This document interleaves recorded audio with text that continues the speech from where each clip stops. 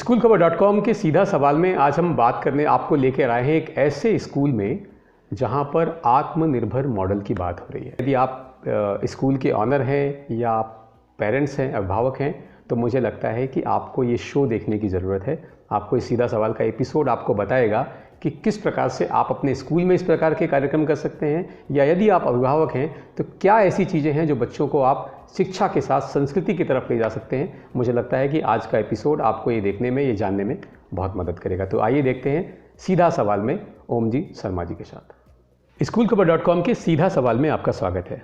और जब हम बात करते हैं शिक्षा की, तो मुझे लगता है शिक्षा के साथ, यानी शिक्षा केवल किताबी ज्ञान नहीं है, उसके अलावा हमको, चूँकि समाज में भी उस व्यक्ति को जो शिक्षा के बाद आगे निकलता है उसको समाज में रहना है, तो एक संस्कृति का निर्माण उसके अंदर ज़रूरी है। तो मुझे लगता है शिक्षा के साथ संस्कृति की बात भी होनी चाहिए।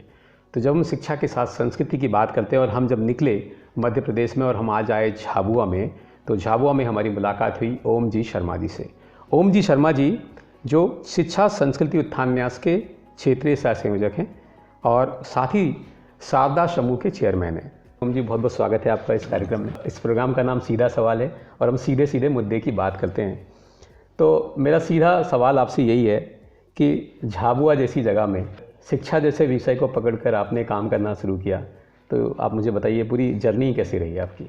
शिक्षा के क्षेत्र में हमने झाबुआ जिले को चुना है और लगभग हम 30 वर्षों से अधिक समय से काम कर रहे हैं जी। जब 1991 में हमने इस क्षेत्र में यहाँ पर काम करने प्रारंभ किया, जब यहाँ शिक्षा के क्षेत्र में कोई बड़ी संस्थान नहीं थे, हमने भी बहुत छोटे स्तर पर 7 बच्चों से विद्यालय प्रारंभ किया। शारदा विद्या मंदिर हमने प्रारंभ किया और इस जिले की जो शिक्षा का प्रतिशत है वो जनजातीय जिलों में पूरे देश भर में यदि देखेंगे तो न्यूनतम में ये जिला भी आता है। इसको देखते हुए हमने यहाँ हमारी संस्थाएं प्रारंभ की धीरे धीरे। तो हमने पहला CBSE स्कूल इस ज़िले में चालू किया, पहला B.Ed कॉलेज हमने यहाँ प्रारंभ किया, पहला नर्सिंग कॉलेज यहाँ पर लाए, और इस दृष्टि से हम झाबुआ ज़िले को शिक्षा के माध्यम से आत्मनिर्भर बनाने में काम प्रारंभ किया हम लोगों ने। ये शुरुआत कहाँ से हुई जब आपने लगा कि अब हमको शिक्षा में स्कूल से शुरू करने चाहिए? ये कैसे मन में आया? शुरू से हम लोग विद्यार्थी क्षेत्र में काम करते थे। मैं विद्यालय जीवन में जब काम कर रहे थे, उसके बाद हम महाविद्यालय जीवन में गए, कॉलेज में पढ़ने गए, तो हम गाँव में जाते थे और गाँव में जाकर गाँव की स्थिति यहाँ पर जब देखी, एक संस्कार केंद्र चलाते थे हम छोटे छोटे गाँव में जाकर। तो हम बच्चों के बीच में जाते थे तो हमको पता है कि वहाँ के बच्चों को कुछ भी जानकारी, बच्चे तो क्या बड़ों को भी जानकारी नहीं। और जो संस्कृति वाला विषय जो है उसमें महत्वपूर्ण बात यह है कि यहाँ के हमारे महापुरुषों को कोई पहचानता नहीं था, हमारे देवी देवताओं को कोई जानता नहीं था। तो हम उस बात को लेकर अंदर तक गए तो मन में पीड़ा थी कि शिक्षा के माध्यम से हम यहाँ के लोगों को जागरूक कर सकते हैं। और उस विषय को हमने हमारे हाथ में लिया और धीरे धीरे हम छोटी छोटी संस्थाएं प्रारंभ करते करते आज हमने ये शिक्षा के क्षेत्र में झाबुआ में बड़ा स्थान प्राप्त किया है। शिक्षा में आपने विद्यालय आए, फिर विद्यालय से आपने B.Ed कॉलेज किया, नर्सिंग में आए, तो ये अलग अलग आपको क्यों लगा कि अलग अलग क्षेत्र में फिर हमको बढ़ना चाहिए शिक्षा में? प्राथमिक शिक्षा तो होना चाहिए, इसलिए हमने विद्यालय प्रारंभ किए थे। लेकिन बच्चा प्राथमिक तक हमारे पास पढ़ता है, फिर आगे और किसी कहीं जगह जाएगा, फिर सरकारी में फिर जाना पड़ता था। तो जब हमने विद्यालय प्रारंभ किया तो महाविद्यालय का ध्यान में आया, महाविद्यालय ने कौन से प्रारंभ करना चाहिए, तो फिर प्रोफेशनल कुछ करना चाहिए कि यहाँ का विद्यार्थी कुछ ना कुछ जॉब करने लग जाए। तो फिर हमने B.Ed के बाद यहाँ का नर्सिंग, पूरे देश भर में नर्सिंग का एक अपनी प्रतिष्ठा होती है और सेवा एक यहाँ के लोगों के मन में भी बड़ी चीज़ है कि सेवा करना चाहिए। तो हमने फिर ये नर्सिंग कोर्स प्रारंभ किया और नर्सिंग में सिर्फ हमारे यहाँ GNM BSc ही नहीं, हमने MSc नर्सिंग हमारे यहाँ हमने कोर्स प्रारंभ किए। और यहाँ के बच्चे, बड़े गर्व की बात है कि यहाँ के बच्चे हमारे कैंपस सिलेक्शन होता है और लगभग 80% से अधिक जनजातीय छात्र छात्राएं हमारे यहाँ पढ़ते हैं और वो आज सब जगह बड़े हॉस्पिटल्स में, सरकारी अस्पताल में, गवर्नमेंट के साथ साथ शासकीय हॉस्पिटल के अंदर भी वो लोग जॉब कर रहे हैं। क्योंकि स्कूल तो हज़ारों हैं, पर एक अलग विजन एंड मिशन के साथ आप काम कर रहे हैं। वो अलग विजन एंड मिशन क्या है आपका?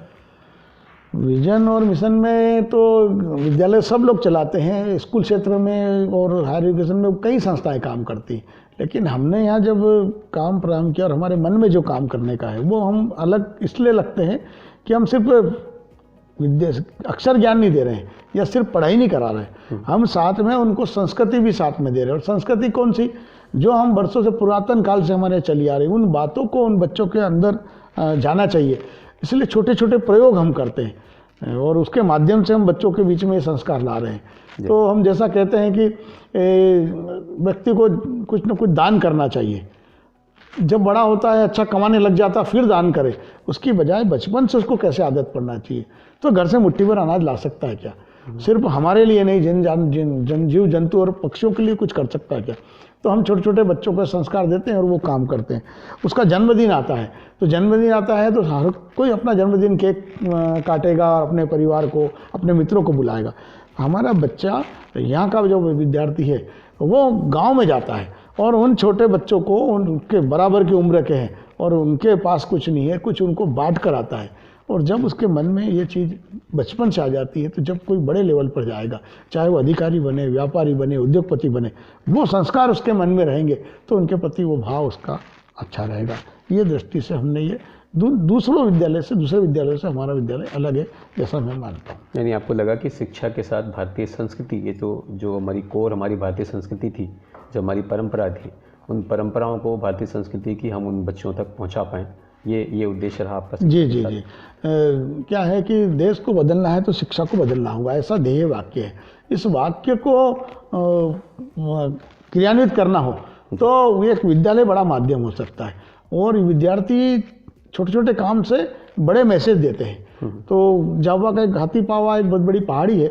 इस पहाड़ी को वीरान पहाड़ी थी और हमारे जिला प्रशासन, पुलिस प्रशासन और उनके साथ जब बैठकर चर्चा हुई कि यहाँ कोई बड़ा काम करना चाहिए, तो हमने उस इनिशिएटिव विद्यालय के बच्चों के साथ लिया हमने।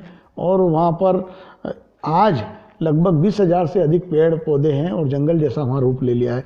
एक सामाजिक सरोकार विद्यालय का कैसा होना चाहिए और एक बदलाव पूरे नगर को एक साथ में लेकर, प्रशासन को साथ में लेकर एक बड़ा अभियान गति उसकी मिल सकती है और कुछ परिवर्तन ला सकते हैं। ऐसा हमने प्रयोग करके भी हमने देखा। सेवा भाव के साथ काम कर रहे हैं, वो आरटीई से दूर भाग रहे हैं, और जो एक नई संस्थान, जो दूसरी संस्थान खुली, वो सेवा भाव से काम कर रही है।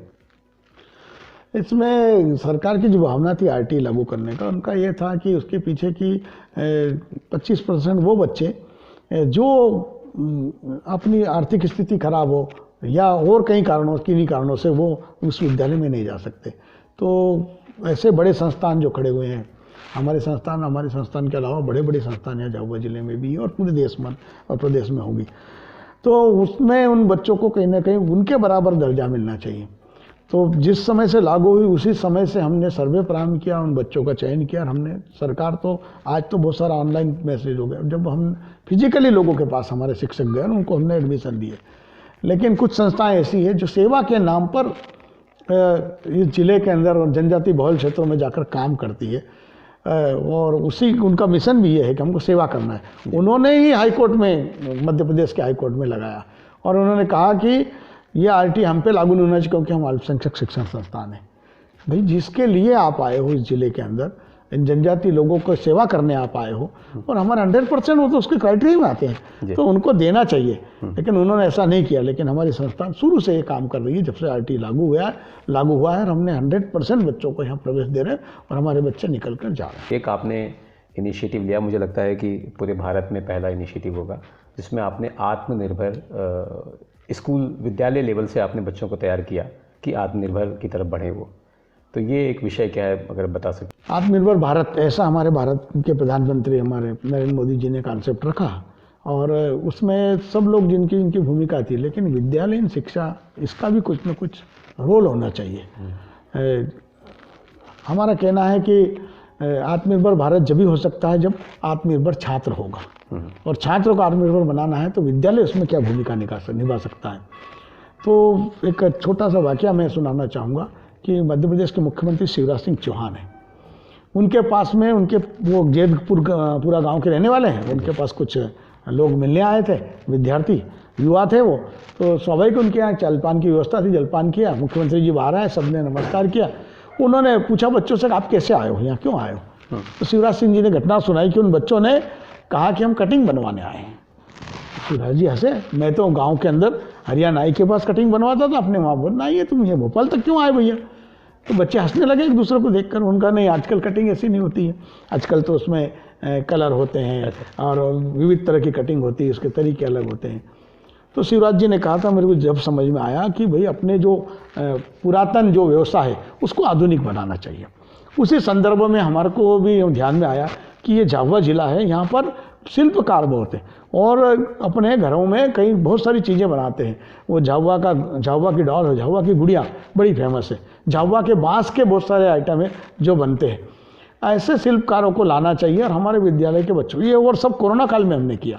हमने 7-7 बच्चों की टीम बनाई, एक शिक्षक का प्रभारी बनाया और एक शिल्पकार को लिया और 7 दिन का प्रशिक्षण देने के बाद हमने मध्य प्रदेश के स्कूल शिक्षा मंत्री इंदर सिंह जी परमार, यहाँ के सांसद हमारे गुमान सिंह जी डामोर, यहाँ के कलेक्टर और हम जिस संस्था से जुड़े शिक्षा संस्कृति उत्थान है उसके राष्ट्रीय सचिव, उनको यहाँ बुलाया और हमने 1 दिवसीय 2 अक्टूबर को गांधी जयंती, गांधी जी हमें हमेशा आत्मनिर्भरता की बात करते थे, तो गांधी जी को हमने गांधी जयंती के दिन हमने इस कार्यक्रम की शुभारंभ की।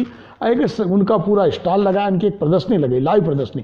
उन बच्चों ने कैसे इसका इन 7 दिनों प्रशिक्षण लिया और कैसे सीखे, वो सब भी बातें उन्होंने सबके सामने रखी। कार्यक्रम हमारा 1.5 घंटे का था। 45 मिनट तो सब अतिथि आए हुए थे, वो उन विद्यार्थियों से चर्चा करते रहे और उनके अनुभव, और सिर्फ हमने परंपरागत व्यवसाय नहीं चुना, हमने आधुनिक टेक्नोलॉजी की चीज़ें भी उसमें, कोडिंग डिकोडिंग, छोटे से गांव के बच्चों को कंप्यूटर सिखाना। और गांव के बच्चे कैसे, जिनको आप अगर रोड पे देखें तो लोग है ना भिक्षा देने लगे और साहब उनके कपड़े ऐसे हैं, वो रहते ऐसे हैं, लेकिन उनमें बहुत टैलेंट है, उसको हमने चयन करके उनको भी हमने ये सब सिखाया। और शिक्षा मंत्री जी ने पूरे कार्यक्रम में, और भारत का ये पहला कार्यक्रम था, उसकी शुरुआत हमने विद्यालय शिक्षा के माध्यम से की और अब देश भर में लगभग 100 विद्यालयों में हमने काम प्रारंभ कर दिया आत्मनिर्भरता का। लेकिन झाबुआ शुरुआत, चूँकि अब पॉलिसी भी नई आ रही है, एजुकेशन पॉलिसी, कहीं ना कहीं इसमें बात हो रही है कि 6 के बाद हम वोकेशनल कोर्स को इस तरह से जाड़ सकें। तो आपको लग रहा है कि इस प्रकार के कोर्स, क्योंकि मुझे लग रहा है कि इस प्रकार के कोर्स को सरकार को प्राथमिकता शिक्षा का पार्ट बनाना, शिक्षा का एक अंग बनाना चाहिए, पर इसमें कहीं सरकार चूक रही है। जी सरकार चूक नहीं, सरकार ने तो अच्छी नीतियाँ तो अच्छी बनती है। मेरी राष्ट्रीय शिक्षा नीति 2020 आई है, उसमें भी बहुत सारे प्रावधान बहुत अच्छे हैं, लेकिन सिर्फ सरकार के आदेश से कोई चीज़ें लागू नहीं होती है। मध्य प्रदेश सरकार ने काफ़ी पहले वैदिक गणित का पाठ्यक्रम उसमें चालू किया था, जो रेगुलर गणित है उसमें वैदिक गणित का भी, लेकिन सब जगह वो एक औपचारिकता बन के रह गया। तो इसमें सिर्फ सरकार की भूमिका नहीं, इसमें अशासकीय संस्थाएं, सामाजिक संस्थाएं, साथ में गणमान्य नागरिक और इस क्षेत्र के जो अनुभवी लोग हैं उन सबको एक साथ लगना चाहिए और ये सबको मिलाकर जन जागरण करेंगे तो निश्चित ही ये राष्ट्रीय शिक्षा नीति बहुत अच्छी बनी है। और कक्षा 6 से व्यावसायिक शिक्षा प्रारंभ करने की बात कही गई है। तो कक्षा 6 में कि बच्चा 6 से अपनी सब चीज़ें सीखने लग जाएगा।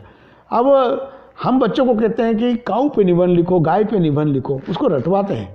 ये हमारे परिसर में गौशाला है, आप जाकर देखेंगे, हम नर्सरी LKG UKG के बच्चों को गौशाला में घुमाते हैं और उसके बाद आके बैठते हैं, तो आपने क्या क्या देखा गाय का। वो स्वाभाविक रूप से बोलता है कि उसमें ये चीज़ें हैं, गाय का रंग ऐसा है, गाय के 4 पाँव है, थन है, 2 कान है, 2 आँख है, ऐसा।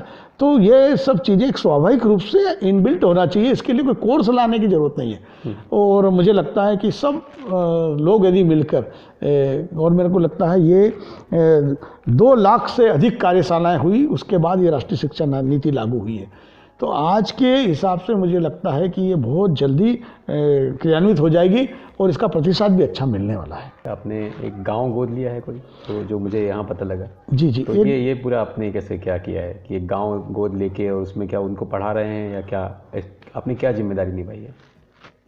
जो समग्र विकास की हम जब बात करते हैं तो कोई ना कोई मॉडल हमारे पास होना चाहिए।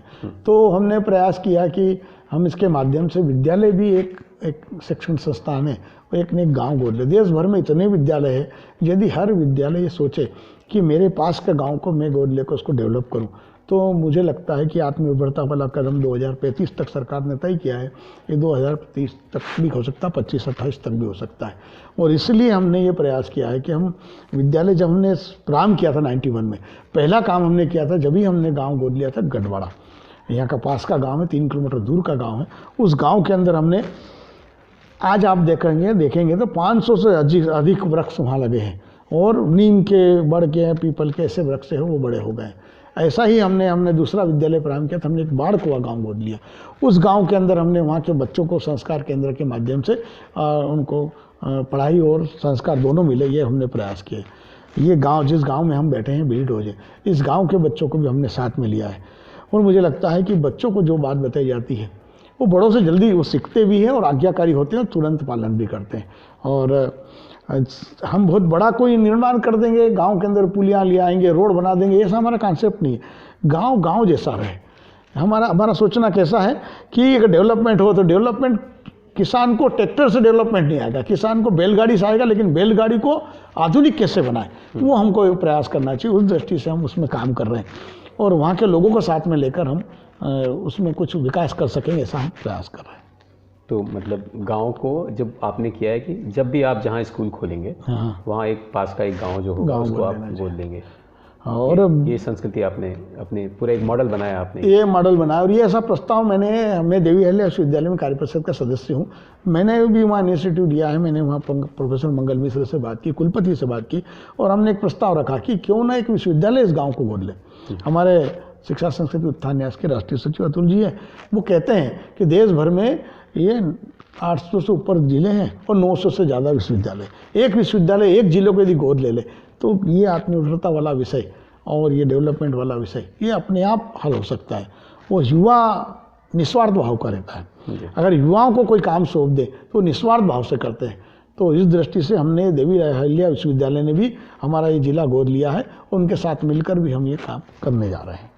और इसमें सिर्फ हम विद्यालय काम नहीं कर, इनिशिएटिव हमारा है। हमने यहाँ सामाजिक कार्यकर्ताओं को, यहाँ के एनजीओ को, साथ में यहाँ के जो उद्योगपति है उनको, गणमान्य नागरिक की समिति बनाई, उनके साथ बैठकर लगातार कुछ न कुछ इस जिले का क्या हो सकता है और इस जिले की आइडेंटिटी को बरकरार रखना। इस झाबुआ जिले के दाल पानी फेमस है, वो कैसे देश और दुनिया में अच्छे जा सकते हैं। यहाँ की गुड़िया फेमस है, उसकी मार्केटिंग कैसे हो सकती है। तो हमने एक उद्भव करके एक वेबसाइट भी लॉन्च की है, माननीय मंत्री जी ने उस दिन उसको किया था, उसको भी हम यहाँ के सब चीज़ों को उस पर दर्शाएंगे और किसी को चाहिए तो वो चीज़ यहाँ से मिल सकती है, उसका हम प्रयास कर रहे हैं।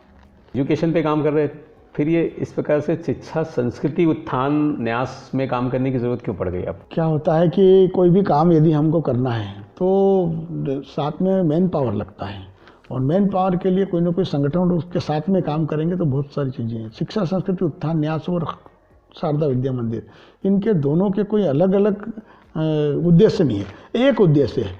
इसलिए जब न्यास से हमारी चर्चा चली और जब न्यास का काम प्रारंभ हुआ था, जब बेसिकली हम उनसे जुड़े हुए थे, तो ऐसे देश शिक्षा में इतनी विकृतियाँ थी, उन विकृतियों को आइडेंटिफाई करना, उसके लिए न्यायालय जाना, और न्यायालय में जाकर उन केस को हमने 11 केस लगाया और 11 के 11 विजय हुए। और उनमें पाठ्यक्रम में ऐसी हमारे जो देशभक्त लोग थे या जो क्रांतिकारी थे उनको आतंकवादी कहा गया। साथ में हमारे रामायण और महाभारत के बारे में गलत बातें वहाँ बताई गई, पढ़ाई जाती थी। उन सब चीज़ों को हमने बाहर करवाने का प्रयास कोर्ट से किया। लेकिन सिर्फ ये करने से कुछ ना कोई विकल्प क्या होना चाहिए, आप तो कह रहे हैं ये नहीं होना चाहिए, लेकिन होना क्या चाहिए। तो फिर न्यास ने एक पाठ्यक्रम प्रारंभ किया, चरित्र निर्माण एवं व्यक्तित्व का समग्र विकास, और भारत का पहला प्रशिक्षण हमने यहाँ झाबुआ जिले से प्रारंभ किया।